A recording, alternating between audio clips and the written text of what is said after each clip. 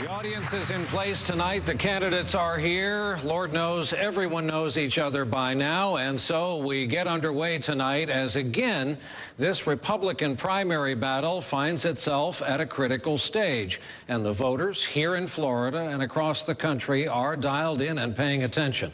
We want to get right to it, so a quick explanation of our rules. Again, familiar by now. 60 seconds for answers, 30 seconds for rebuttals or follow-ups at the moderator's discretion. We've asked our invited guests here this evening to withhold their applause, any verbal reactions to what they hear on stage, so as to ensure this is about the four candidates here tonight and what they have to say. As for topics, it's a wide open evening, so let's begin. First of all, since we last gathered, 3 of you on stage have enjoyed victories, an unprecedented moment in the modern era. 3 separate candidates, 3 separate victories. Congratulations to you. In all 3 contests, the voters made it clear to pollsters and elsewhere, electability was a crucial element to them, a crucial argument this year. And so, Speaker Gingrich, on electability to begin with, your rival, your opponent on this stage, Governor Romney, was out today calling you erratic, a failed leader, and warning that your nomination for this party could perhaps result in what he called an October surprise a day. So, given the fact that he went after you today on this topic of electability, your response tonight, Mr. Speaker? Well, in 1980, when Ronald Reagan started the year about 30 points behind Jimmy Carter, and when the Republican establishment described his economic ideas as voodoo economics, Reagan just cheerfully went out and won the debate, won the nomination, and won the general election, carrying more states than than Roosevelt carried against Herbert Hoover.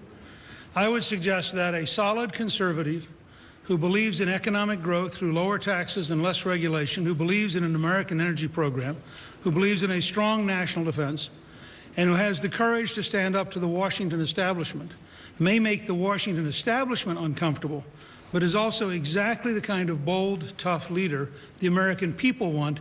They're not sending somebody to Washington to manage the decay. They're sending somebody to Washington to change it, and that requires somebody who's prepared to be controversial when necessary. And about your problems, your departure from the speakership in the 90s, what's the case you make to the American people and voters in Republican primary contests about how you've changed, Mr. Speaker? Well, first of all, the case I make is that when I was Speaker, we had 4 consecutive balanced budgets. The only time in your lifetime, Brian, that we've had 4 consecutive balanced budgets. Most people think that's good. We were down to 4.2% unemployment. 11 million new jobs were created. Most people think that's good. We reformed welfare, and 2 out of 3 people went to work or went to school. People think that's good. I left the speakership after the 1998 election because I took responsibility for the fact that our results weren't as good as they should be. I think that's what a leader should do.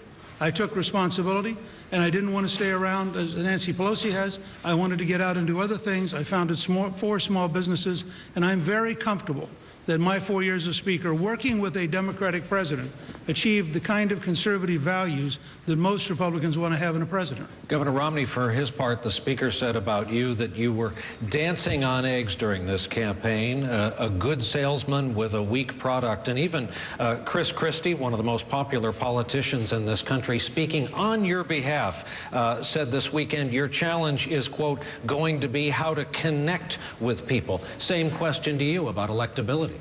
Well, I think this is going to come down to a question of leadership. I think as you choose the President of the United States, you're looking for a person who can lead this country in a very critical time, lead the free world, and the free world has to lead the entire world. I think it's about leadership, and the Speaker was given an opportunity to be the leader of our party in 1994, and at the end of 4 years, he had to resign in disgrace.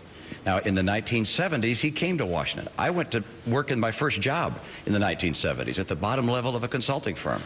In the 1990s, he had to resign in disgrace from this job as Speaker. I had the opportunity to go off and run the Olympic Winter Games. In the 15 years after he left the speakership, the Speaker has been working as an influence peddler in Washington. And during those 15 years, I helped turn around the Olympics, helped begin a very successful turnaround in the state of Massachusetts. The Speaker, when I was fighting against cap and trade, the Speaker was sitting down with Nancy Pelosi on a sofa, encouraging it. When I was fighting to say that the Paul Ryan plan to say Medicare was bold and right, he was saying that it was right-wing social engineering. So we have very different perspectives on leadership and the kind of leadership that our conservative movement needs, not just to get elected, but to get the country right. Mr. Speaker. Well, look, I'm not going to spend the evening trying to chase Governor Romney's misinformation. We'll have a site at newt.org by tomorrow morning. We'll list everything. He just said at least 4 things that are false. I don't want to waste the time on them. I think the American public deserve a discussion about how to beat Barack Obama. The American public deserves a discussion about what we would do about the economy. And I just think this is the worst kind of trivial politics. I mean, he said at least 4 things were false. You know, we have an ad in which both John McCain and Mike Huckabee in 2007, 2008 explain how much they think Governor Romney can't tell the truth. I just suggest people look at them. Don't listen to me. Don't believe me. Just look at the ad with Mike Huckabee and Senator McCain, and you'll understand exactly what you just saw. Governor Romney, to your electability, let's talk about the southern base of the GOP. Among those who describe themselves as very conservative, only 1 in 5 have gone your way. How is that going to bode well for the longer campaign? I had a great record, as you know, in New Hampshire. The New Hampshire voters overwhelmingly supported me. Actually, among Republicans in New Hampshire, I got the biggest support that we've seen among Republicans, even including Ronald Reagan, that far back. So I'm pleased I'll be able to connect well with our Republican base. But let's go back to what the Speaker mentioned with regards to leadership.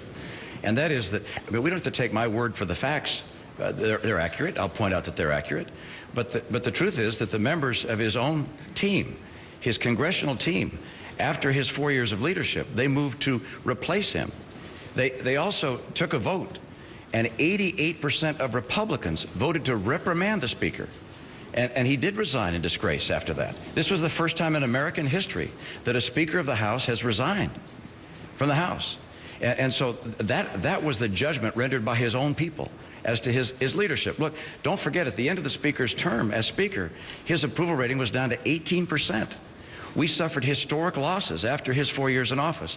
The idea, and I'll make this other point, which is we just learned today that his contract with Freddie Mac was provided by the lobbyist at Freddie Mac. I don't think we can possibly retake the White House if the person who's leading our party is the person who was working for the chief lobbyist of Freddie Mac. Freddie Mac was paying Speaker Gingrich $1,600,000. At the same time, Freddie Mac was costing the people of Florida millions upon millions of dollars. I realized last week, Governor, you said that you complained that too much of your time on stage lately has been spent on negativity vis-a-vis the other candidates. You pledged to spend your time going after the incumbent president, yet here we are again. I'll tell you why, which is I learned something from that last contest in South Carolina, and that was I had incoming from all directions, was overwhelmed with a lot of the attacks, and I'm not going to sit back and get attacked day in and day out without returning fire. I would like not to have the kind of attacks that came against me. There were 2 ads run by Speaker Gingrich. Outside fact-checking groups said these ads were false, and yet they continue to run them. And one by his campaign, one by a PAC in his benefit, and I know he can't control that, but those ads were pretty heavy on me. So I'm going to point out things I think people need to know. It was Republicans who replaced him in the House, voted to reprimand him, and it was the head lobbyist of Freddie Mac with whom he had a contract at a time when Floridians were suffering as a result in part of Freddie Mac. Mr. Speaker, 30 seconds before I move on. Now, wait a second. I mean, he just went on and on and on, making a whole series of allegations. First of all, he may have been a good financier. He's a terrible historian. The fact is, the vote on the Ethics Committee was in January of 1997. I asked the Republicans to vote yes because we had to get it behind us. The Democrats had filed 84 ethics charges for a simple reason. We had taken control of the House after 40 years, and they were very bitter. And the fact is, on every single ethics charge of substance that was dismissed in the end, the only thing we did wrong is we had one lawyer written one letter, and the one letter was in error. I didn't pay a fine. I paid the cost of going through the process of determining it was wrong. I left 2 years later, and frankly, we were right to get it behind us because the tax cut that led to economic growth, the 4 balanced budgets, all came after that vote. So you have all this stuff just jumbled up. Apparently your consultants aren't very good historians. What you ought to do is stop and look at the facts. And the fact is, we won the House for the 3rd time in 1998, but the margin wasn't big enough. So I am the only speaker up to that point since the 1920s who had led the Republican Party to 3 consecutive victories.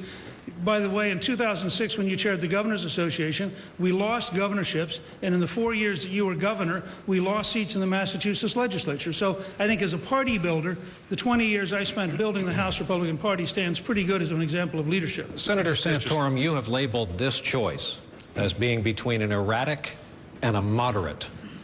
You come in here tonight with 1 victory in Iowa. Where is your path to the top here? Well, I think if you've learned anything about this election, that any type of prediction is going to be wrong. The idea that this was a 2-person race has been an idea that has been in fashion now for 8 months, and it's been wrong about 8 times.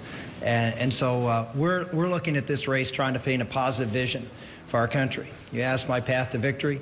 My path to victory is to tell the people of Florida and tell the people of this country of someone who's here that presents a very clear contrast with the President of the United States, someone that will make him the issue in this race, not the Republican candidate. Someone who has a track record of being a strong conservative, someone who has a vision, a bold vision, to reach out to the voters that I reached out and was successful in getting when I ran for the Senate in Pennsylvania, twice, a state we haven't won for the presidency since 1988. I won it twice, once in a year where George Bush lost the state by 5, and I won it by 6. How did I do it? I had plans out there that included everybody. Plans like I have today, talking about manufacturing, talking about things that are touchstones with the Reagan Democrats that provided that 49-state win. We talked about faith, we talked about family, we talked about jobs, we talked about limited government. And that message was one that connected in a state, well, just like Florida, that's one of those key states that we're going to win. And that sets me apart, really, from anybody else on this stage as someone who's been victorious with a strong, principled, conservative message. And yet, Senator, you are former Senator Santorum, having lost your home state by 18 points. Yeah, well, if I was the only guy that lost an election that year, then in Pennsylvania, that would be maybe a big statement. But our gubernatorial candidate lost by more than I did. We lost 5 congressional seats, and it was an historic loss in our state house. It was a meltdown year. We lost 23 out of 33 senators. And probably unlike a lot of other candidates, when you're running an election year that you know you're running against a headwind, a lot of folks crouch down. They get out of the way of the wind and try to sneak in. I stood tall, stood for what I believed in, talked about issues like the threat of Iran on the horizon, talked about the need to reform Social Security and Medicare, talked about the issues that, well, now we're all talking about today, as I did in a time when nobody wanted to hear that message.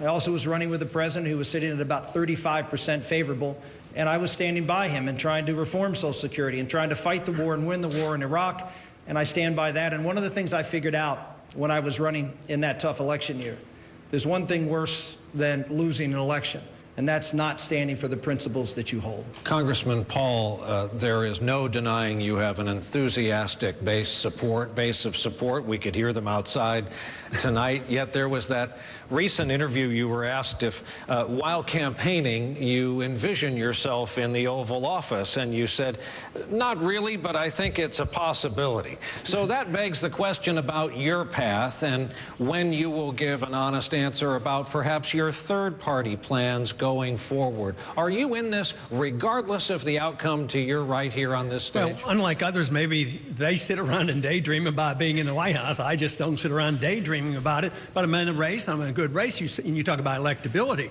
Why don't we take on the first 3 states and take everybody 30 years and under? I'm doing pretty darn well. I'm winning that vote. But what about if you compare my name to Obama? I do quite well, if not better, than the rest. So to say that there has only been three races and talk about not being electable, I think is a bit of a stretch. Matter of fact, the delegates haven't even been appointed in Iowa yet. And quite frankly, we have a pretty good chance of getting a good sum of those because of the organization. election, we only had a straw vote. I mean, this argument on who won, it was a straw vote. I mean, the delegates is what counts. So, but I do want to address the earlier discussion that you had about 1997. I had been out of the Congress for 12 years, and I went back in 96 and arrived there in 97. It was chaotic, let me tell you. It was a mess, and it was a mess for 12 years. And Newt had a big job on his hand, but he really had to attack the conservatives, and he did it boldly. And quite frankly, I think the reason he didn't not run for speaker, 2 years later, he didn't have the votes. That was what the problem was. So this idea that he voluntarily reneged and he was going to punish himself because we didn't do well in the election, that's just not the way it was. Let me come at it this way. If Newt Gingrich emerges from the GOP primary process as the nominee of the party, do you go your own way? Well, I've done a lot of that in my lifetime. I should be more specific. Will you run as a third-party candidate? I have no plans to do that, no intention. And when I've been pressed on it, they asked me why, and I said I don't want to. But I haven't been an absolutist. When I left Congress, I didn't have many plans on going back, but I did after 12 years. I went back to medicine. So no, I don't have any plans to do that, no. Would you support a Newt Gingrich as nominee of the GOP? Well, he keeps hinting about attacking the Fed, and he talks about gold. Now, if I could just change him on foreign policy, we might be able to talk business. Speaker Gingrich, you willing to adjust to pick up an endorsement from Texas? Well, I got one on Friday from Governor Perry, which I liked a lot, as a starting point. So I like endorsements from Texas. Congressman Paul's right. There's an area, I think what he has said about the Federal Reserve and what he has said about the importance of monetary policy, the proposal I've issued for a gold commission, which harkens back to something that he and Jesse Helms helped develop and which he served on in 1981, and the fact that we have people of the caliber of Lou Lehrman and Jim Grant who've agreed they would chair such a commission, I think there are areas we can work on. There are places we disagree very deeply. Iran is a good example. But there are places, you build a coalition by trying to find ways you can work together, and frankly, we could work together a lot more than either one of us could work with Barack Obama. Governor Romney, a question you know is coming because of what you've set in motion for tomorrow when you release 1 year's tax returns and your estimates for 2011. We know it's not a matter of producing them. You said during the McCain vetting process you turned over 23 years, which you had at the ready because, to quote you, you're something of a pack rat. So prior to tomorrow, can you tell us tonight what's in there that's going to get people talking? What's in there that's going to be controversial? What's in there that you may find yourself defending? No surprises, Brian. The most extensive disclosure that I made was the financial disclosure requirements under the law. We each had to do that, and I laid out what my assets are and where they are, and people have been looking at that. It's very similar to what it was 4 years ago, and so my income tax will show that that's where the profits and rewards came. The real question is not so much my taxes, but the taxes of the American people. The real question people are going to ask is, who's going to help the American people at a time when folks are having real tough times? And that's why I put forward a plan to eliminate the tax on savings for middle-income Americans. Anyone making under $200,000 a year, I would eliminate the tax on interest, dividends, and capital gains. People need help to be able to save their money. I'll also bring the corporate tax rate down to 25% as quickly as possible, and then begin a process of reshaping the entire tax code. It's far too complex, it's far too intrusive, it's far too great. I'd like to lower the rates, broaden the base, akin to what we saw in the Bowles-Simpson plan, which, by the way, the president commissioned and then simply brushed aside. We need to go back to that, get our rates down, and get a pro-growth tax policy in this country. So across this country tomorrow, when people learn the details of the tax return you release, and of course you'll be under pressure to release more years after that, nothing will stick out, nothing will emerge that'll be talked about by this time tomorrow night. Oh, I'm sure people will talk about it. I mean, you'll see my income, how much taxes I paid, how much I paid to charity. You'll see how complicated taxes can be, but I pay all the taxes that are legally required, and not a dollar more. I don't think you want someone, as the candidate for president who pays more taxes than he owes.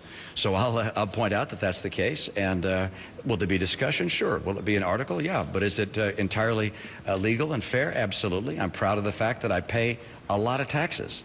And the fact is, there are a lot of people in this country that pay a lot of taxes. I'd like to see our tax rate come down and focus on growing the country, getting people back to work. That's our problem in this country right now. We got a lot of people out of work. Let's let them start paying taxes because they got jobs again. Speaker Gingrich, what will satisfy you? Look, first of all, I said the other day when he indicated he was going to release it, that was the right thing to do. It's actually a tradition his father started in 1967. I think it's the right thing to do. The biggest thing I think will be, and I think you indicated the other day that you paid something like a 15% marginal rate. My position is not to attack him for paying a 15% marginal rate. I have in my tax proposal an alternative flat tax on the Hong Kong model where you get to choose which you want, and our rate's 15%. So I'm prepared to describe my 15% flat tax as the Mitt Romney flat tax. I'd like to bring everybody else down to Mitt's rate, not try to bring him up to some other rate. And may I ask yes, just a question, Mr. Speaker, is the tax on capital gains also 15% or is it zero? Zero. Well, under that plan, I'd have paid no taxes in the last 2 years. Well, if you created enough jobs doing that, it was Alan Greenspan who first said, the best rate if you want to create jobs for capital gains is zero.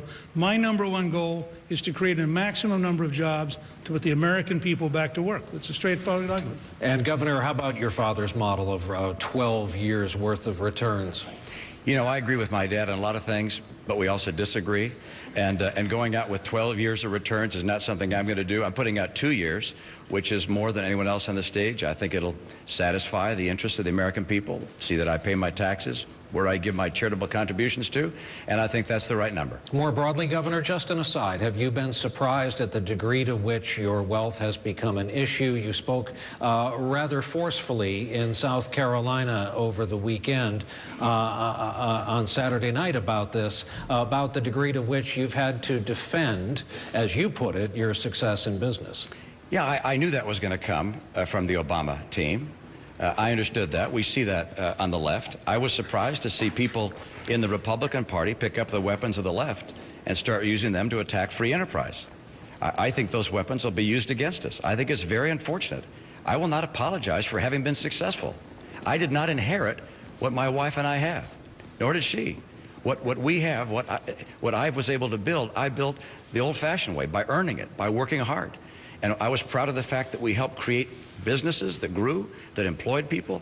And these are not just high-end financial jobs. We helped start Staples, for instance. It employs 90,000 people. These are middle-income people. They're entry-level jobs, too.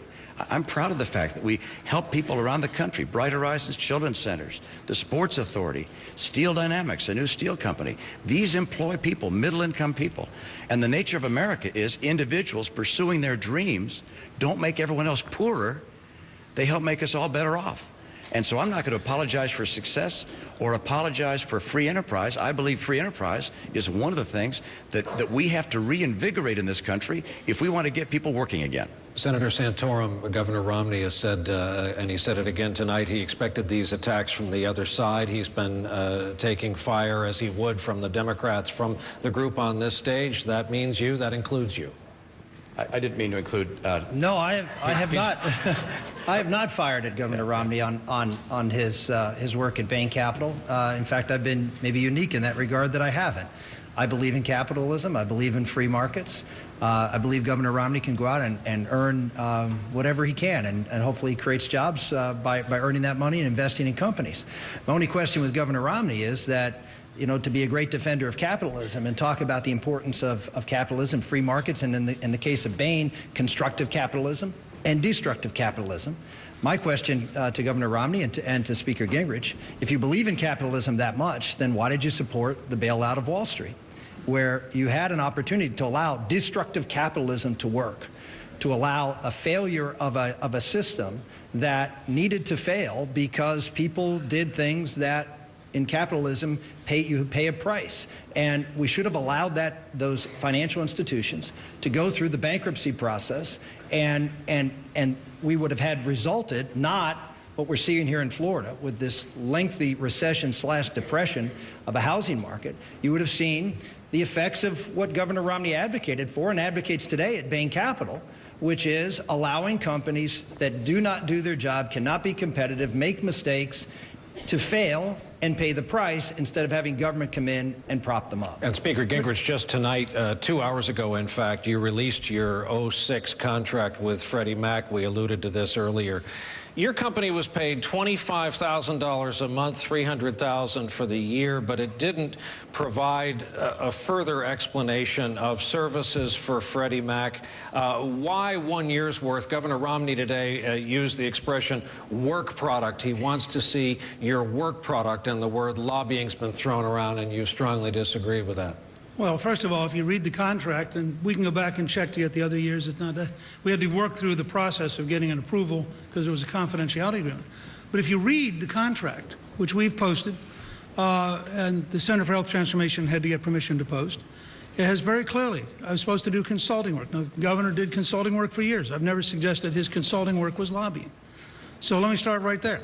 There's no place in the contract that provides for lobbying. I've never done any lobbying. Congressman J.C. Watts, who for 7 years was the head of the Freddie Mac Watch Committee, said flatly he has never been approached by me. The fact is that Congressman Rick Lazio, who was chairman of the Housing Subcommittee, said he has never been approached by me. And the only report in the newspaper was in the New York Times in July of 2008, which said, I told the House Republicans they should vote no, not give Freddie Mac any money because it needed to be reformed. So you never peddled influence as he described tonight? You never peddled influence as Governor Romney accused you of tonight? You know, there's a point in this process where it gets unnecessarily personal and nasty, and that's sad.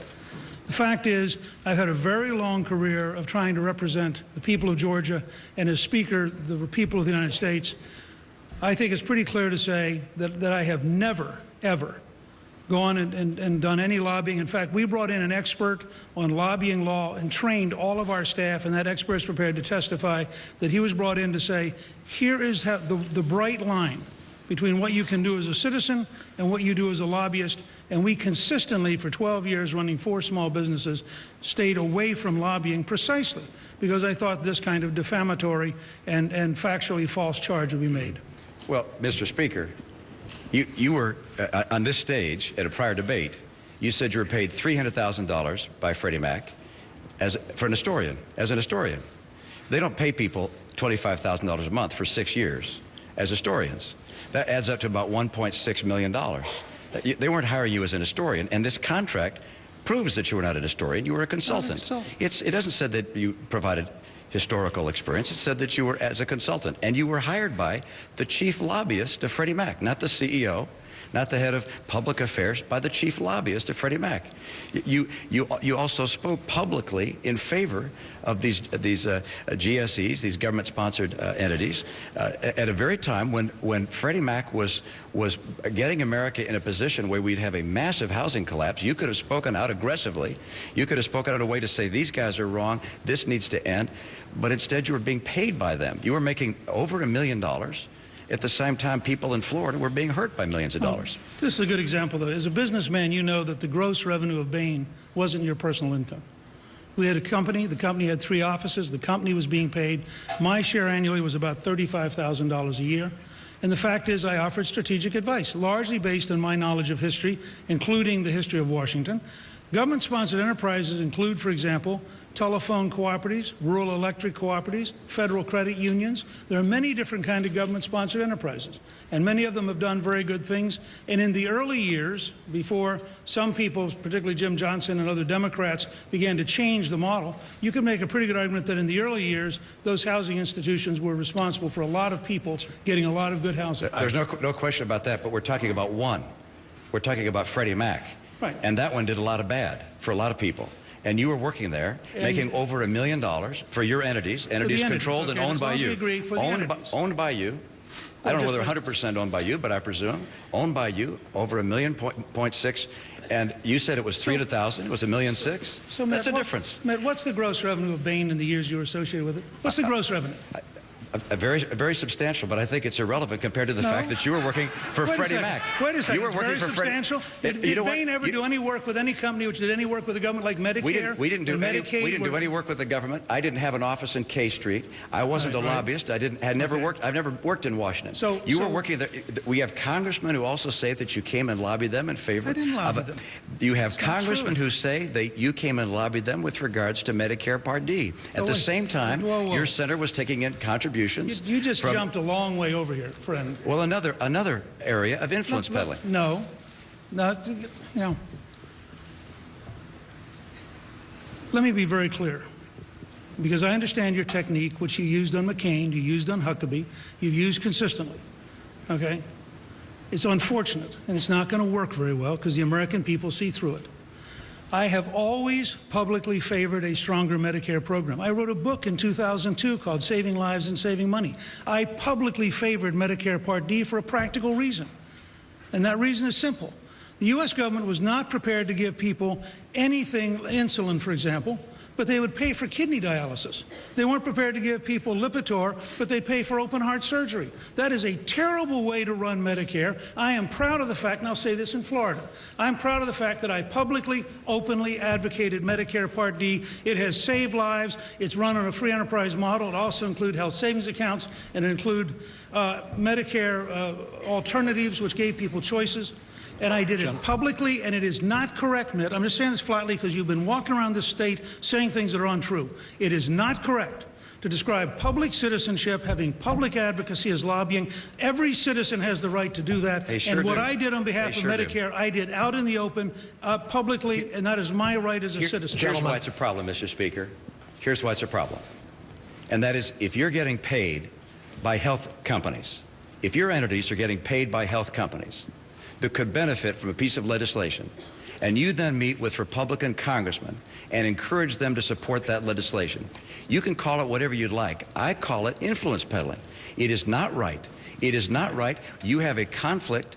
You are being paid by companies. At the same time, you're encouraging people to pass legislation which is in their favor. Governor, you spent now 15 years in Washington on K Street, and this is a real problem if we're going to nominate someone who not only had a record of great distress as the speaker, but then has worked for 15 years. Gentlemen, we've let this go because of the state of the race, and a certain amount of this conversation, I guess, had to happen.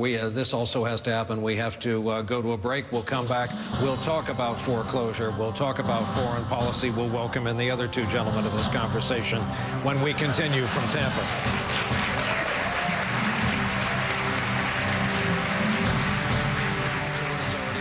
Interesting night in Tampa, Florida. Gentlemen, welcome back to you. And Senator Santorum, let's begin this segment with you. Since we've been nibbling around the edges of the foreclosure crisis, since, 40% of homeowners in this state are underwater, 53% of the homes in Tampa, Florida are worth less today than before this crisis. Was it too easy? Did vehicles of the U.S. government make it too easy to own a home in America?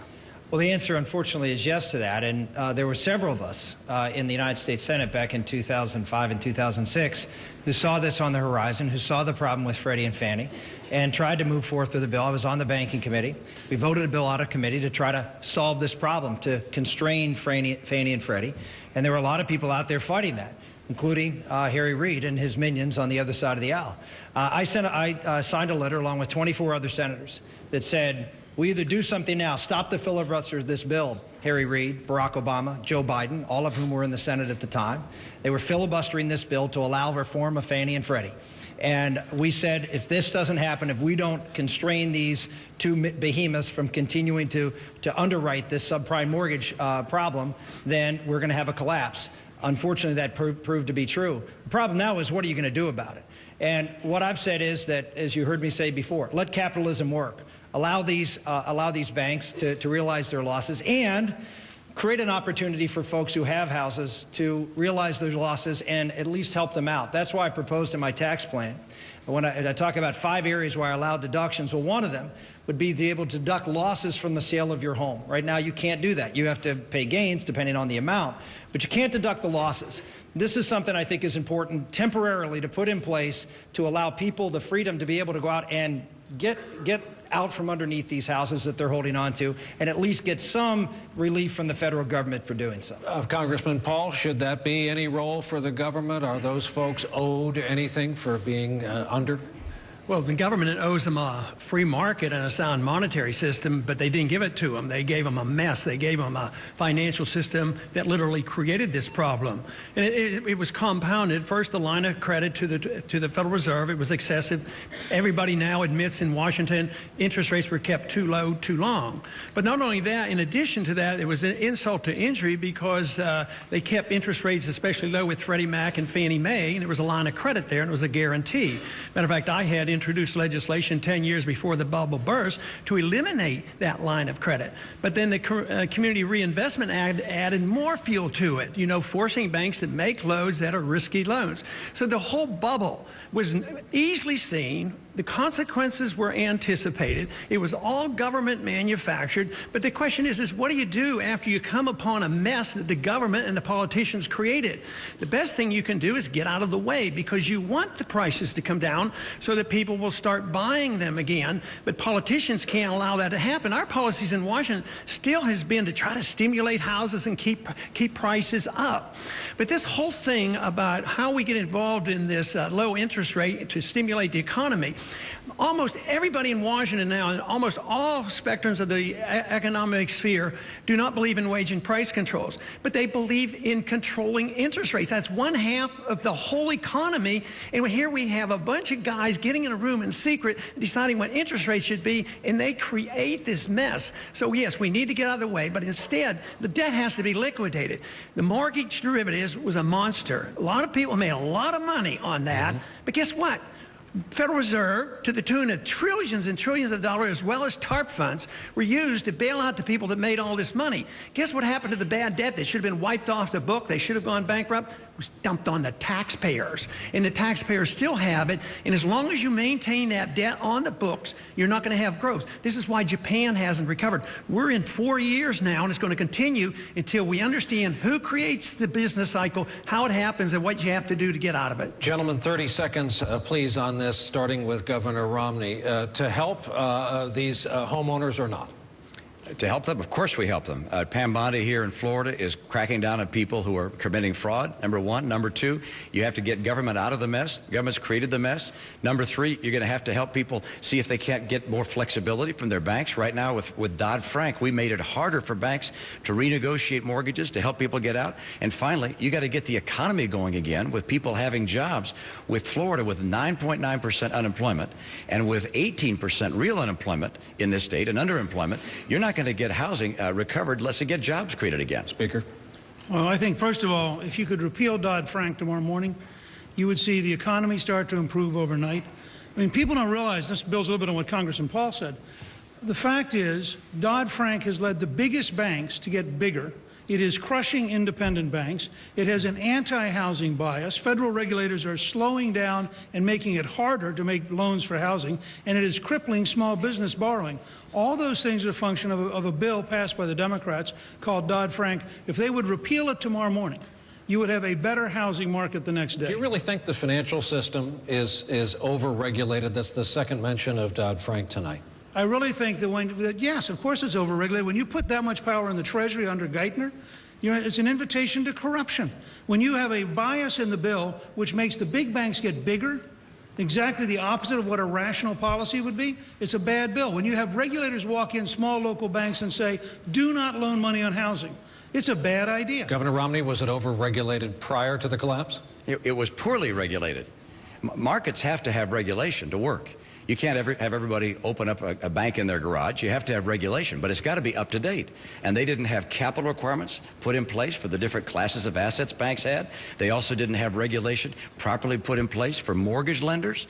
The derivatives weren't being regulated. You need to have regulation that's up to date. They had old regulation, burdensome. Then they passed Dodd-Frank, which the Speaker's absolutely right. It has made it almost impossible for community banks. I was with the head of one of the big banks in New York. He said they have hundreds hundreds of lawyers working on Dodd-Frank to implement it. Community banks don't have hundreds of lawyers. It's just killing the residential home market, and it's got to be replaced. Governor Romney, let me ask you this. There was a lot of talk in the last presidential campaign about that 3 a.m. phone call. Let's say President Romney gets that phone call, and it is to say that Fidel Castro has died. And there are credible people in the Pentagon who predict upwards of 500,000 Cubans may take that as a cue to come to the United States. What do you do? Well, first of all, you thank heavens that Fidel Castro has returned to his maker and will be sent to another land. Now, number two, you work very aggressively with the new leadership in Cuba to try and move them towards a more open degree than they've had in the past. We just had with Wilman Villar, whose life was just lost in a hunger strike, fighting for democracy. This president has taken a very dangerous course with regards to Cuba, saying we're going to relax relations, we're going to open up travel to Cuba. This is the wrong time for that with this kind of heroics going on. We want to stand with the people of Cuba that want freedom. We want to move that effort forward, not by giving in and saying we lost, but by saying we will fight for democracy. Mr. Speaker, as a practical matter, along the Florida coast, though, you know the policy, so-called wet foot, dry foot. What do you do if folks start arriving in the United States? Well, Brian, first of all, I guess the only thing I would suggest is I don't think that Fidel's going to meet his maker. I think he's going to go the other place. Second, I would suggest to you, the policy of the United States should be aggressively to overthrow the regime and to do everything we can to support those Cubans who want freedom. You know, Obama is very infatuated with an Arab Spring. He doesn't seem to be able to look 90 miles south of the United States to have a Cuban Spring. So I would try to put in place a very aggressive policy of reaching out to every single Cuban who would like to be free, helping network them together, reaching out to the younger generation inside the dictatorship and indicating they don't have a future as a dictatorship because a Gingrich presidency will not tolerate 4 more years of this dictatorship. Overt and covert? Are you talking about engaging the U.S. military? No, I'm talking about using every asset available in the United States, including appropriate covert operations, to maximize the distance. What Ronald Reagan, Pope John Paul II, and Margaret Thatcher did to the Soviet Empire. Bring together every asset we have to minimize the survival of the dictatorship and to maximize the chance for freedom in Cuba. Congressman? I have a little bit of work to do yet on him on foreign policy. No, I would do pretty much the opposite. I don't like the isolationism of not talking to people. I was drafted in 1962 at the height of the Cold War when the missiles were in Cuba. And the Cold War is over. And I think we propped up Castro for 40-some years because we put on these sanctions, and this only used us as the scapegoat. He could always say anything wrong is the United States' fault. But I think it's time to quit this isolation business of not talking to people. We talked to the Soviets, we talked to the Chinese, and we opened up trade. We're not killing each other now. We fought with the Vietnamese for a long time. We finally gave up, started talking to them. Now we trade with them. I don't know why the Cuban people should be so intimidated. Brett, I don't know where you get this assumption that all of a sudden all the Cubans that come over here, I would thought they were going to celebrate and they're going to have a lot more freedom if we would only open up our doors and say, we want to talk to you and trade with you and come visit. Sometimes they can't even send packages down there. I think we're living in the dark ages when we can't even talk to the Cuban people. I think it's not 1962 anymore, and we don't have to use force and intimidation and overthrow in governments. I just don't think that's going to work. Senator Santorum, an admittedly cynical question. If there was a strong lobby of Chinese dissidents living in a state as politically important as Florida, do you think we'd have a trade policy with China that looks more like the trade policy with Cuba? Not if they were not 90 miles off our shore. This is an important doctrine of the United States to make sure that our hemisphere and those who are close to us are folks that we can and should deal with. And right now we have and have had for 50 years a dictatorship in Cuba. We've had sanctions on them. They should continue. They should continue until the Castros are dead, and then we should make it very clear that if you want mountains of aid, if you want normal relationships, if you want to improve your economy, if you want to have the opportunity for freedom, that the United States stands ready now to embrace you now that you've gotten rid of these tyrants who have controlled you for these 50-plus years. That's why the sanctions have to stay in place, because we need to have a very solid offer to come forward and help the Cuban people. And you're right, Ron, it's not 1962. They're now, with the Cubans and the Venezuelans, the Nicaraguans, there is a growing network of folks now working with the jihadists, the Iranians, who are very, very excited about the opportunity to having platforms 90 miles off our coast, just like the Soviets were. Very anxious to have platforms 90 miles off our coast, or in Venezuela, or in Nicaragua, and other places that could come across the southern border. This is a serious threat. It's a threat that I've been talking about for about 6 or 7 years, and it's one that's not going to go away until we confront the threat and hopefully are able to convince the Cuban people that, through what Newt and others have suggested, to change their government at the appropriate time. Governor Romney, last night, the Abe Lincoln U.S. aircraft carrier and a couple other attendant U.S. Navy vessels passed through the Strait of Hormuz into the Persian Gulf. If Iran was able to carry out that threat to shut down the strait, would you consider that an act of war? What would you do about it as president? Of course it's an act of war. It is appropriate and essential for our military, for our Navy to maintain open seas. We have control of the commons of space, air, and the seas. Our Navy has the capacity to do that, or did in the past. Under this president and under prior presidents, we keep on shrinking our Navy. Our Navy is now smaller than any time since 1917. And the president is building roughly 9 ships a year. We ought to raise that to 15 ships a year, not because we want to go to war with anyone, but because we don't want anyone to take the hazard of going against us. We want them to see that we're so strong they couldn't possibly defeat us. So we ought to have an aircraft carrier in the Gulf, an aircraft carrier, and of course the task force with it in the Mediterranean. We want to show Iran any action of that nature will be considered an act of war, an act of terror, and America is going to keep those sea lanes open. So, Speaker Gingrich, if you accept that bedrock definition that it is an act of war, how do you gauge the appetite on the part of the American people after the better part of a decade of warfare, fighting dual wars overseas, for something like that? The American people have no interest in going to war anywhere. We had no interest in going to war with the Japanese when they bombed Pearl Harbor. We had no interest in going to Afghanistan when jihadists destroyed the World Trade Center. The fact is, we've historically been a country that would like peace, we'd like stability, but we also have a historic commitment to freedom of the sea. And I would say that the most dangerous possible thing, which, by the way, Barack Obama just did, the Iranians are practicing closing the Straits of Hormuz, actively taunting us, so he cancels a military exercise with the Israelis so as not to be provocative. Now, dictatorships respond to strength. They don't respond to weakness, and I think there's a very grave danger that the Iranians think that, in fact, this president is so weak they could close the Straits of Hormuz and not suffer substantial consequences. Governor Romney, how do you end a war in Afghanistan without talking to the Taliban? By beating them, by standing behind our troops and making sure that we have transitioned to the Afghan military, a capacity for them to be successful in holding off the Taliban. Our mission there is to be able to turn Afghanistan and its sovereignty over to a military of Afghan descent, Afghan people that can defend their sovereignty. And that is something which we can accomplish in the next couple of years. This president, however, has made it very difficult for our troops to be able to be successful in that mission by, number one, announcing a withdrawal date for our troops, number two, drawing down our surge troops faster than the time the commanders on the ground felt was necessary. You don't draw them down during the middle of the fighting season.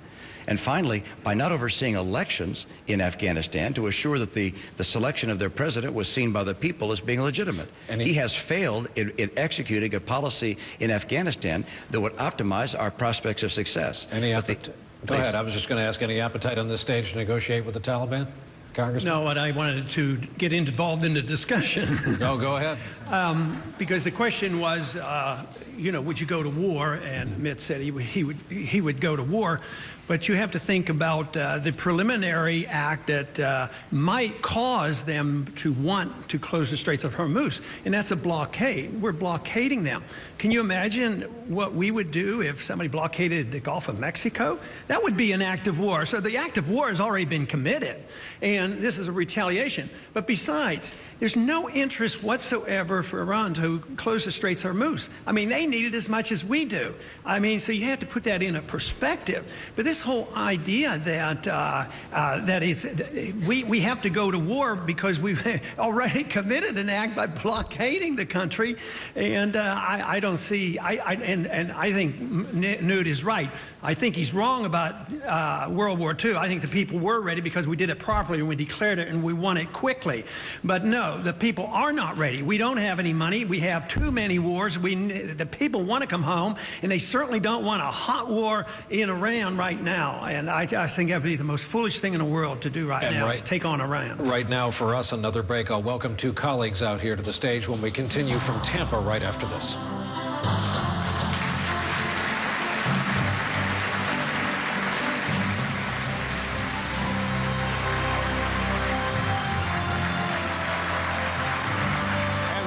To Tampa, I am happy to welcome two fellow journalists to this stage. Happy to be joined now by our partners in this debate, in fact, the Tampa Bay Times and National Journal. Adam Smith is the longtime political editor at the Tampa Bay Times, covering national, state, and local politics for more than a decade. One of the very best in the trade, and besides, a lot of people just thought a GOP debate should have Adam Smith present.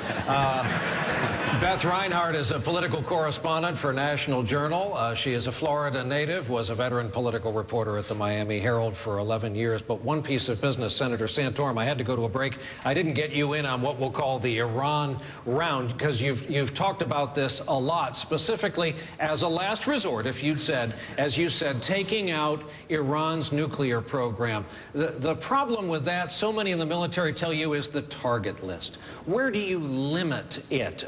The airstrikes that some estimate would begin at 30 to 60 days sustained, taking out air defenses, all of that familiar language that the American people have just been through for a decade. Well, the contrast with that is what happens if Iran gets a nuclear weapon and the entire world changes. Iran is not just another country or a little small country, as President Obama classically said during the campaign. Obama's Iran policy has been a colossal failure. It's been a failure because he's not been true to the American public about the threat that Iran poses to the world, not just to Israel, but to the world and to the United States. Bottom line is, the theocracy that runs Iran is the equivalent of having al-Qaeda in charge of a country with huge oil reserves, gas reserves, and a nuclear weapon. That is something that no president could possibly allow to have happen under any circumstances. And when you ask the question, Brian, is this an act of war? Well, let's look at the acts of war that Iran, they are holding hostages. They are attacking our troops. The IEDs, the improvised explosive devices that are killing our troops in Afghanistan and killed them in Iraq and maimed so many, were produced and people were trained and funded in Iran specifically to kill American troops. You look at the ships that have been attacked by Iran. Embassies were attacked by Iran. Iran has plotted to kill the Saudi ambassador here in this country. It is a long list of attacks, of warlike behavior on the part of this regime, and to believe that if they have a nuclear weapon, they're somehow going to become into the community of nations is a reckless act on the part of a president. It would be reckless not to do something to stop them from getting this nuclear weapon. Senator, thank you. And to interests of local and state politics, Beth Reinhardt will take over the questioning. Senator Santorum, here in Florida, BP is still airing apologetic appeals on television, but there are proposals to expand offshore oil drilling. The state's most optimistic estimates say more drilling would create 5,000 jobs. But an oil spill would threaten Florida's tourism industry, which employs nearly 1 million people. Is that worth the risk? What threatens the tourist industry in Florida, as we've seen, is a very bad economy. And a very bad economy that became a bad economy. Why? Because of a huge spike in oil prices in the summer of 2008. So energy is absolutely key to keep all of our country healthy, specifically Florida, which is a destination place. This is a place that relies upon people being able to travel and afford to be able to travel to come down here. Relies upon an economy being strong. I was at a manufacturer in Sarasota County today and was talking about them as a manufacturer, and that, you know, the importance of manufacturing jobs. Yes, even here in the state of Florida, and the price of energy for them to be able to be competitive. It is absolutely essential that we have as much domestic supply of oil, that we build the Keystone Pipeline, that we create the jobs that would create, and provide oil from domestic sources. Pipelines that run on the floor of the sea, or pipelines that come through America, are the safest way to transport oil. It is tankers that cause much more problems. Pipelines are the safe way. Building those rigs, piping that oil into our shore is the best way to create a good economy for the state of Florida. All of you favor making English the official language of the United States, which could mean that ballots and other government documents would not be available in Spanish. But Speaker Gingrich, you're sending out press releases in Spanish. Governor Romney, you're advertising in Spanish. Why is it okay for you to court voters in Spanish, but not okay for the government to serve them in Spanish? Speaker Gingrich? Well, first of all, you immediately jump down to a very important language, but not the only language. The challenge of the United States is simple. There are 86 languages in Miami-Dade College. 86. There are over 200 languages spoken in Chicago. Now, how do you unify the country? What is the common bond that enables people to be both citizens and to rise commercially and have a better life and a greater opportunity? I think campaigning, historically, you've always been willing to go to people on their terms in their culture, whether it's Greek Independence Day or something you did for the Irish on St. Patrick's Day. And I'm perfectly happy to be on Radio Mombi, and I'm perfectly happy to have a lot of support in the Hispanic community. But as a country, to unify ourselves in a future in which there may well be 300 or 400 languages spoken in the United States, I think it is essential to have a central language that we expect people to learn and to be able to communicate with each other in. So to be clear, you would only have ballots in English? I would have ballots in English, and I think you could have programs where virtually everybody would be able to read the ballots. Governor Romney, can you take that question? I think Speaker Gingrich is right with regards to what he's described. I'd note that in my state, we had a tradition of teaching people in the language of their birth. And so we had in our school systems people being taught in a whole range of languages. And when we had to have teachers that could teach in Cambodian and Vietnamese and other languages, and our kids were being taught in foreign languages in our own schools. And we found at the end of their education experience, they couldn't all speak English well. It made absolutely no sense. And so we campaigned for English immersion in our schools and said, kids coming in will have a transition period, then we're going to teach them in English. Look, English is the language of this nation. People need to learn English to be able to be successful, to get great jobs. We don't want to have people limited in their capacity to achieve the American dream because they don't speak English. And so encouraging people through every means possible to learn the language of America is a good idea. Recognize, at the same time, we want people coming here from other cultures that speak other languages. That strengthens America. It's a great thing. But having them learn English is also a great thing for them and for their kids. May I take that? Congressman Paul. Yeah, my answer is similar, but a little bit different, because at the national level, obviously, we have to have one language. I mean, we can't have multiple languages, so for legal reasons, we would have one language. But our system really gives us a way to be more generous, because if Florida wanted to have some ballots in Spanish, I certainly wouldn't support a federal law that would prohibit Florida from accommodating, you know, a city election or a local election or a state election. I think that's the magnificence of our system, where you can solve some of these problems without dictating one answer for all states. But nationally, we should have one language. Speaker Gingrich, I wanted to move on to a slightly different topic, the DREAM Act, which, as you know, would provide a pathway to citizenship for children who have been brought to the U.S. illegally if they attend college or enroll in the military. Now, Governor Romney and Senator Santorum have both said they would veto this legislation. Would you do the same? No, I would work to get a signable version, which would be the military component. I think any young person living in the United States who happened to have been brought here by their parents when they were very young should have the same opportunity to join the American military and earn citizenship, which they would have had from back home. We have a clear provision that if you live in a foreign country and you're prepared to join the American military, you can, in fact, earn the right to citizenship by serving the United States and taking real risk on behalf of the United States. I would have that part of the DREAM Act I would support. I would not support the part that simply says everybody who goes to college is automatically waived for having broken the law. Questioning continues. I just note that's the same position that I have, and that is that I would not sign the DREAM Act as it currently exists, but I would sign the DREAM Act if it were focused on military service. Thank you, Governor. Questioning continues with Adam Smith. Let's stay on immigration for a second. Governor Romney, there's one thing I'm confused about. You say you don't want to go and round up people and deport them, but you also say that they would have to go back to their home countries and then apply for citizenship. So if you don't deport them, how do you send them home?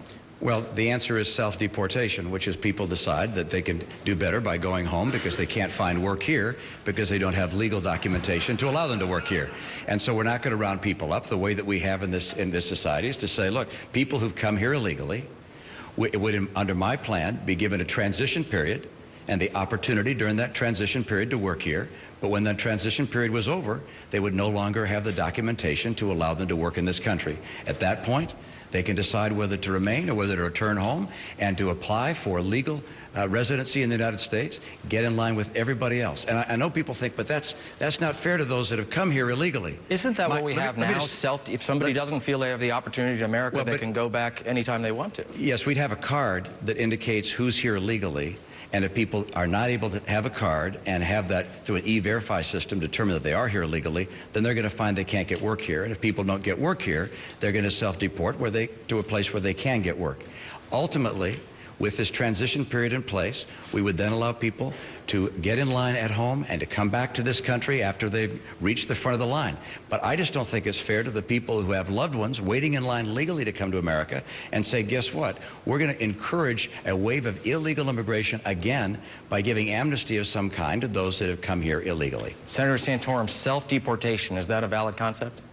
Well, it's happening now. I mean, people are going back now because they can't find jobs because of the lack of employment opportunities. The bottom line is that if you do enforce the law and say that people who are here illegally, who are doing illegal acts, and that is working, which you're not allowed to do, and if you're working, probably you've stolen someone's Social Security number, which you're not allowed to do. That's another law that is broken, that we should enforce the law. It's not someone who's come here illegally in the first place. They've only broken the law once. They continually break the law in this country, and I don't think that's something that should be rewarded. Our country, my father came to this country, my grandfather came to this country. He left my dad behind for 5 years. My dad was out without a dad for almost the first 5 years of his life. And there are millions of stories across America of people making sacrifices because America was worth it to do it the right way. You come to this country and the first thing you do is to respect our laws, to respect, if you want to be an American, you respect the laws of America, and you do so continually while you're here. We reward that kind of behavior. We don't reward behavior of where you don't respect our laws in your initial act, and then you continually break the laws in order to stay here. Speaker Gingrich, in Iowa, you were a big supporter of ethanol subsidies. Here in Florida, sugar is a very important industry, and it's subsidized as well with import restrictions, quotas. There's a conservative movement to do away with these programs. In the case of sugar, critics say it adds billions of dollars to consumers' grocery bills every year. What would you do about that? Well, I pretty enthusiastically early in my career kept trying to figure out how to get away from the sugar subsidy. And I found out one of the fascinating things about America, which was that cane sugar hides behind beet sugar. And there are just too many beet sugar districts in the United States. It's an amazing side story about how interest groups operate. In an ideal world, you would have an open market. And I think that would be a better future, and frankly one where cane sugar would still make a lot of money. But it's very hard to imagine how you're going to get there. I spent a lot of time trying to reform agriculture when I was Speaker, and I would say it was one of the 2 or 3 hardest things to try to do because the capacity of the agricultural groups to defend themselves is pretty amazing. Governor Romney, you're getting some campaign support from sugar growers. It's a very influential group in this state. What's your view on the sugar subsidies? Yeah, my view is we ought to get rid of subsidies and let markets work properly. But let's step back for a second and talk about what's really going on in Florida right now. And you both know what's going on here. I spent time this morning with 8 different individuals, listening to them talk about their circumstances. There are a lot of people in Florida that are hurting. You got a lot of homes underwater. This president came into office saying he'd turn this economy around, and everything he has done has made it harder for the people of Florida. We have 25 million Americans out of work. We have In Florida, 9.9% unemployed. We have 18% of our people in this state that are underemployed. Home values, 40% are underwater. This president has failed miserably the people of Florida. His plans for NASA, he has no plans for NASA. The Space Coast is struggling. This president has failed the people of Florida. We have to have a president who understands how to get an economy going again. He does not. He plays 90 rounds of golf when you have 25 million people out of work. He says gasoline prices doubled during his presidency. He says don't build a Keystone pipeline. We have $15 trillion of debt. We're headed to a Greece-type collapse. And he adds another trillion on top for Obamacare and for his stimulus plan that didn't create private sector jobs. This president has failed, and this economy needs a president who understands this economy. Florida's Everglades provide 1 in 3 Floridians with their drinking water. It affects thousands of jobs. Right now, there's a joint federal-state program to save what's left of the Everglades. Would you commit to continuing that federal financing of the Everglades preservation? Sure. I don't see any reason to go. After that, I would still look into the details on whether that could be a state issue or not. But with all the wars going on and the economy is in shambles as it is and the unemployment, to worry about dealing with that program, we could do it in a theoretical sense, but I would see no reason to, complicate things. But I wouldn't have any desire to interfere with that. At this point, we'll take another break. We'll return from Tampa with this line of questioning right after this. We are back from Tampa tonight. As the conversation continues, once again, the questioning continues. Adam Smith at the Tampa Bay Times. Thank you. Senator Santorum, 2005, Florida was in the middle of a huge national debate about Terri Schiavo, whether her feeding tube should be removed after the courts had ruled that she'd been in a vegetative state for years. You were at the center, at the front of advocating congressional intervention to keep her alive. You even came down here, came to her bedside after a fundraiser. Why should the government have more say in medical decisions like that than a spouse? Well, number one, I didn't come to her bedside, but I did come down to Tampa. I was scheduled to come down anyway for that event, and so it happened that this situation was going on. I did not call for congressional intervention. I called for a judicial hearing by an impartial judge at the federal level to review a case in which you had parents and a spouse on different sides of the issue. And these were constituents of mine. The parents happen to live in Pennsylvania. They came to me and made a very strong case that they would like to see some other pair of eyes, judicial eyes, look at it. And I agreed to advocate for those constituents, because I believe that we should give respect and dignity for all human life, irrespective of their condition. And if there was someone there that wanted to provide and take care of them, and they were willing to do so, I wanted to make sure that the judicial proceedings worked properly, and that's what I did, and I would do it again. Do not resuscitate directives, do you think they're immoral? No, I don't believe they're immoral. I mean, I think that's a decision that people should be able to make, and supported legislation in the past for them to make it. Speaker Gingrich, in that case, the courts had ruled repeatedly. How does that square the Terri Schiavo action with your understanding of the Constitution and the separation of powers? Well, look, I think that we go to extraordinary lengths, for example, for people who are on murderer's row. They have extraordinary rights of appeal. And you have here somebody who was in a coma, who had, on the one hand, her husband saying, let her die, and her parents saying, let her live. Now, it strikes me that having a bias in favor of life and at least going to a federal hearing, which would be automatic if it was a criminal on death row, that it's not too much to say, in some circumstances, your rights as an American citizen ought to be respected, and there ought to be at least a judicial review of whether or not in that circumstance you should be allowed to die, which has nothing to do with whether or not you as a citizen have a right to have your own end-of-life prescription, which is totally appropriate for you to do as a matter of your values in consultation with your doctor. Congressman Paul, you're a doctor. What was your view of the Terri Schiavo case? I find it so unfortunate. It's so unusual, too. That situation doesn't come up very often. It should teach us all a lesson to have living wills, or a good conversation with a spouse. I would want my spouse to make the decision, but it's better to have a living will. But I don't like going up the ladder. You know, we go to the federal courts and the Congress and on up. Yes, difficult decisions. Will it be perfect for everybody? Not. But I would have preferred to see the decision made at the state level. But I've been involved in medicine with things similar, but not quite as difficult as this.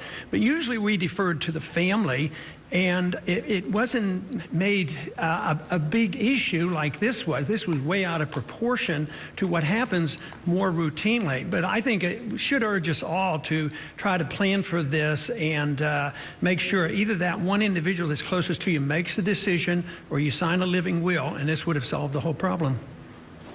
Beth? Governor Romney, this is the state that put the first men on the moon. America right now has no way to put people into space except to hitch a ride with the Russians. Meanwhile, the Chinese are ramping up their space program. At a time when you all want to shrink federal spending, should space exploration be a priority? Governor Romney? It should certainly be a priority. What we have right now is a president who does not have a vision or a mission for NASA. And as a result of that, there are people on the Space Coast that are suffering. And Florida itself is suffering as a result. So what's the right way forward? Well, I happen to believe our space program is important not only for science, but also for commercial development and for military development. And I believe the right mission for NASA should be determined by a president together with a collection of people from those different areas, from NASA, from the Air Force space program, from our leading universities, and from commercial enterprises. Bring them together, discuss a wide range of options for NASA, and then have NASA not just funded by the federal government, but also by commercial enterprises, have some of the research done in our universities. Let's have a collaborative effort with business, with government, with the military, as well as with our educational institutions, have a mission, once again, excite our young people about the potential of space, and the commercial potential will pay for itself down the road. This is a great opportunity. Florida has technology. The people here on the Space Coast have technology and vision and passion that America needs, and with a president that is actually willing to create a mission and a vision for NASA and for space, we can continue to lead the world.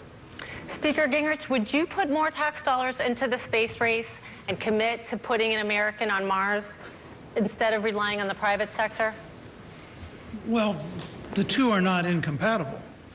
For example, most of the great breakthroughs in aviation in the 20s and 30s were a result of prizes. Lindbergh flew to Paris for a $25,000 prize. I would like to see vastly more of the money spent encouraging the private sector into very aggressive experimentation. And I'd like to see a leaner NASA. I don't think building a bigger bureaucracy and having a greater number of people sit in rooms and talk gets you there. But if we had a series of goals that we were prepared to offer prizes for, there's every reason to believe that you have a lot of folks in this country and around the world who would put up an amazing amount of money and would make the Space Coast literally hum with activity because they'd be drawn to achieve these prizes. Going back to the moon permanently, getting to Mars as rapidly as possible, building a series of space stations and developing commercial space. There are a whole series of things you can do that could be dynamic that are more than just better government bureaucracy. They're fundamentally leapfrogging into a world where you're incentivizing people who are visionaries and people in the private sector to invest very large amounts of money in finding very romantic and exciting futures. Speaker Gingrich, I have another question for you on another topic. You've talked about the millions of jobs created by the Reagan tax cuts. If tax cuts create jobs, why didn't the Bush tax cuts work? Well, the Bush tax cuts, I think, in a period of great difficulty with the attack of 9/11 actually stopped us from going into a much deeper slump. I think we would have been in much, much worse shape, and I think most economists agree that in 2002 and 3 and 4 we'd have been in much worse shape without the Bush tax cuts. But you have to also look at the regulatory burden. The reason I called for repealing Dodd-Frank and for repealing Obamacare and for repealing Sarbanes-Oxley is you now have these huge layers of paperwork and government intervention and bureaucratic micromanagement that are crippling the American system and are making it much harder for us to create the kind of jobs we'd want. In North Dakota today, we have a boom in oil development. Unemployment's down to 3.2%. They've had 7 straight tax cuts at the state level because the oil was on private land. If that oil had been on public land, the environmentalists and Barack Obama would have stopped its development and North Dakota would be mired in 8 or 9% unemployment. So Get the regulations out of the way, get the tax incentives right, and you can get back to creating an amazing number of jobs very fast. To my fellow questioners, our panelists tonight, my thanks. So ends this section of our conversation. The final bit of our debate from Tampa tonight coming up after this last break.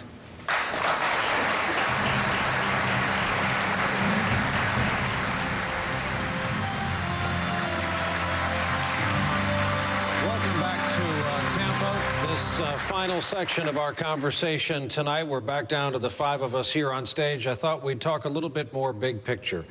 This has been called, in addition to this unprecedented primary contest the GOP is in the midst of, a battle for the soul of the Republican Party.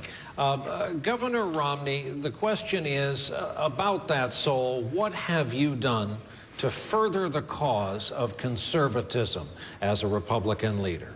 Well, number one, I've raised a family, and with my wife, we've raised 5 wonderful sons, and we have 16 wonderful grandkids. Number two, I've worked in the private sector. The idea that somehow everything important for conservatism or for America happens in government is simply wrong. I've been in the private sector. I worked in one business that was in trouble and helped turn it around. Another I started, and as part of that, we were able to create thousands and thousands of jobs. And then I took an opportunity to become governor of a state that was slightly Democrat. About 85% of my legislature was Democrat, and I worked very hard to promote a conservative agenda. We cut taxes 19 times. We balanced the budget every year, put in place a rainy day fund of over $2 billion by the time I left. We were also successful in having English immersion in our schools, driving our schools to be #1 in the nation.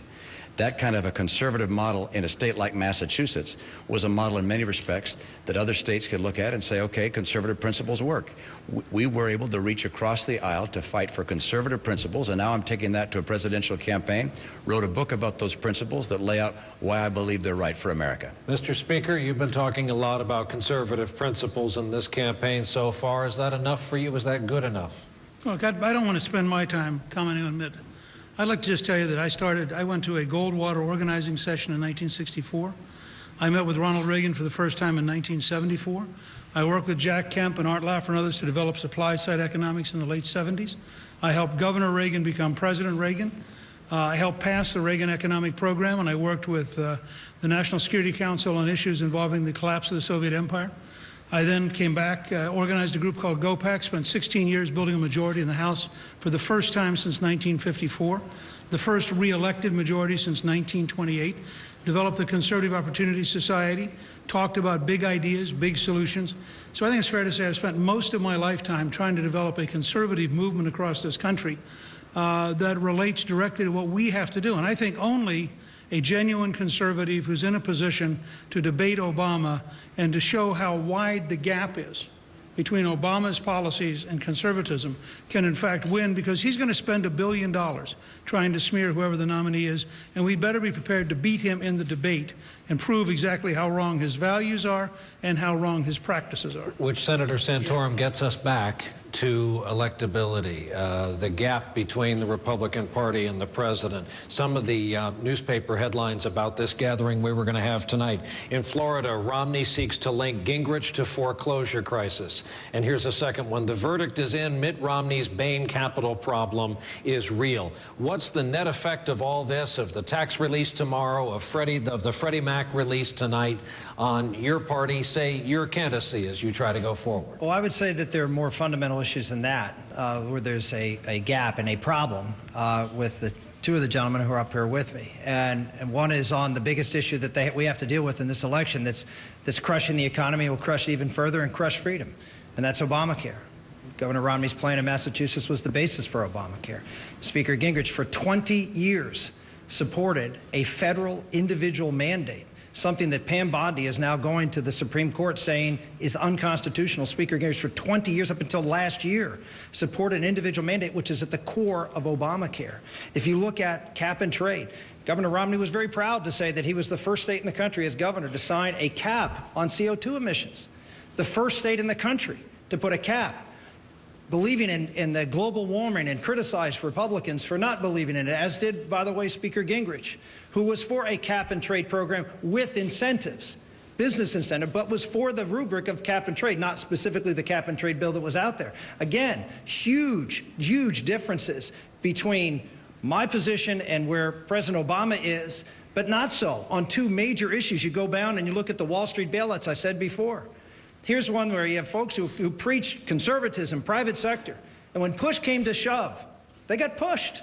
They didn't stand tall for the conservative principles that they argued that they were for. And as a result, we ended up with this bailout that has injected government into business like it had never been done before. They rejected conservatism when it was hard to stand. It's going to be hard to stand, whoever this president's going to be elected. It's going to be tough. There's going to be a mountain of problems. It's going to be easy to be able to bail out and compromise your principles. We have gentlemen here on the three issues that got the Tea Party started, that are the base of the conservative movement now in the Republican Party. And there is no difference between President Obama and these two gentlemen. And that's why this election here in Florida is so critical, that we have someone that actually can create a contrast between the president and the conservative point of view. Congressman Paul, are these two men in the middle insufficiently conservative for you? Well, I think that the problem is nobody's defined what being conservative means. Go ahead. And I think that is our problem. Conservatives means we have smaller government and more liberty. And yet, if you ask what have we done, I think we've lost our way completely. Our rhetoric is still pretty good. But when we get in charge, we expand the government. You talk about Dodd-Frank, but we gave them Sarbanes-Oxley. We gave debts as well, you know, when we're in charge. So if it means limited government, you have to ask a basic question: what should the role of government be? The founders asked that question, had a revolution, wrote a constitution. And they said the role of government ought to be to protect liberty. It's not to run a welfare state and not to be the policeman of the world. And so if you're going to conservative, how can you be conservative and cut food stamps, but you won't cut spending overseas? There's not a nickel or penny that anybody will cut on the conservative side overseas spending, and we don't have the money. They're willing to start more wars. So I say if you're conservative, you want small government across the board, especially in personal liberty. What's wrong with having people, the government, out of our personal lives? So this is what we have to decide: what conservative mean, what limited government means. Now I have a simple suggestion. We have a pretty good guide, and if we follow the Constitution, government would be very small, and we would all be devoted conservatives. Governor Romney again tonight. So-called Romney Care and so-called Obamacare have been positioned very closely side by side by your opponent, the senator, and again, you've been called insufficiently conservative. You know, I have a record. You can look at my record. I just described what I had accomplished in Massachusetts. It's a conservative record. I also had the fun of running against Ted Kennedy. What a great thrill that was. I didn't beat him, but he had to take a mortgage out on his house to make sure that he could defeat me. I believe that the policies that he put in place had hurt America and helped create a permanent underclass in this country. My health care plan, by the way, is one that under our Constitution we're allowed to have. The people in our state chose a plan which I think is working for our state. At the time we crafted it, I was asked time and again, is this something that you would have the federal government do? I said, absolutely not. I do not support a federal mandate. I do not support a federal one-size-fits-all plan. I believe in the Constitution. That's why the Attorney General here is saying, absolutely not. You can't impose Obamacare on the states. What I will do if I'm president, I will repeal Obamacare and return to the states the authority and the rights the states have to craft their own programs to care for their own poor. Speaker Gingrich, I know none of you believe in polls, but as we came in here tonight, of the numbers in the known world, your numbers were on the rise. What scares you about the presidency if you made it to the job you want? I actually agree with what Rick Santorum said. I believe that whoever the next president is, if we're going to get America back on the right track, is going to face enormous, difficult problems, some of which have been accurately diagnosed by Dr. Paul. And the fact is that we have tremendous institutional biases against doing the right thing and against getting things done. And we have huge interest groups who would rather preside over the wreckage than lose their favored position by helping the country. So I always tell audiences, I never ask anyone to be for me, because if they're for me, they vote yes, go home and say, I sure hope Newt does it. I ask people to be with me, because I think this will be a very hard, very difficult journey, and I find it a very humbling and a very sobering thought that one would have to try to get America back on the right track, despite all of our elites and all of our entrenched bureaucracies. Governor Romney, you talk about restoring America's greatness. Given that, in your view, when was America last great? America still is great, but we have a lot of people suffering. We have people that are underemployed that shouldn't be, unemployed that shouldn't be. Home values continue to go down. We have the median income in this country has declined 10% in the last 4 years. We're still a great nation, but a great nation doesn't have so many people suffering. And I'm running in part because I have experience in how the economy works.